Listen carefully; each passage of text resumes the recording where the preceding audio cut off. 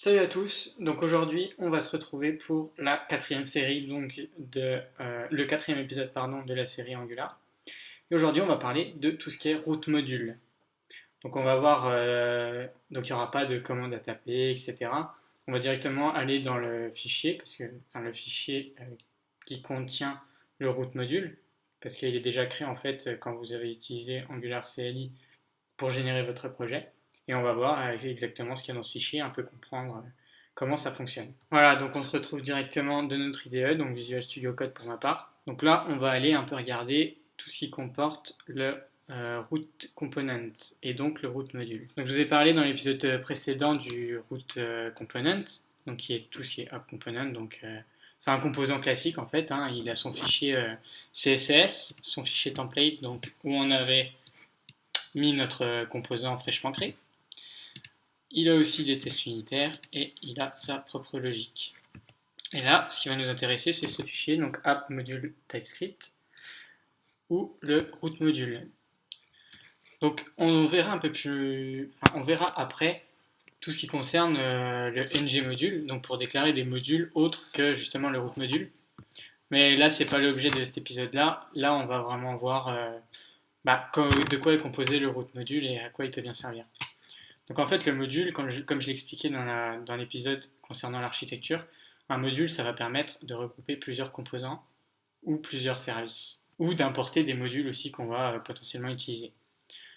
Donc là, on peut voir que on a le ng module qui permet de déclarer que c'est un module, donc c'est une classe qui s'appelle app module, donc le root module.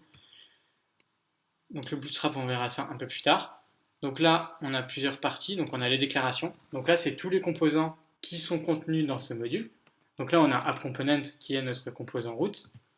Et on a le MyComponentComponent qu'on a créé donc, pour l'exemple dans ce cas-là, mais qui est directement déclaré dans ce module-là. Donc quand vous avez tapé votre commande ng generate component myComponent, pour mon coup, eh ben, il vous l'a déclaré directement dans le module root module.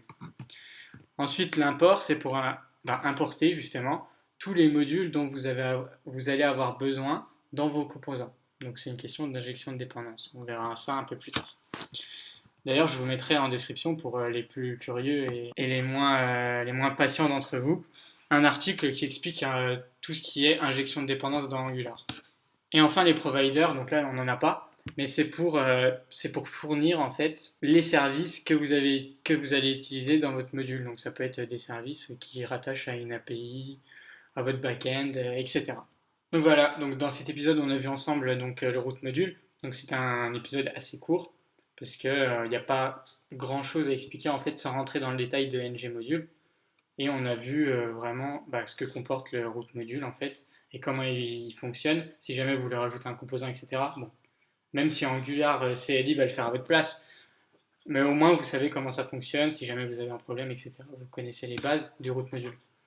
Donc comme d'habitude, si vous avez aimé, donc n'hésitez pas à liker, à partager et abonnez-vous à la chaîne en fait pour continuer à recevoir toutes les notifications pour avoir les nouvelles vidéos de cette série et d'autres séries aussi qui vont bientôt venir. Voilà, salut!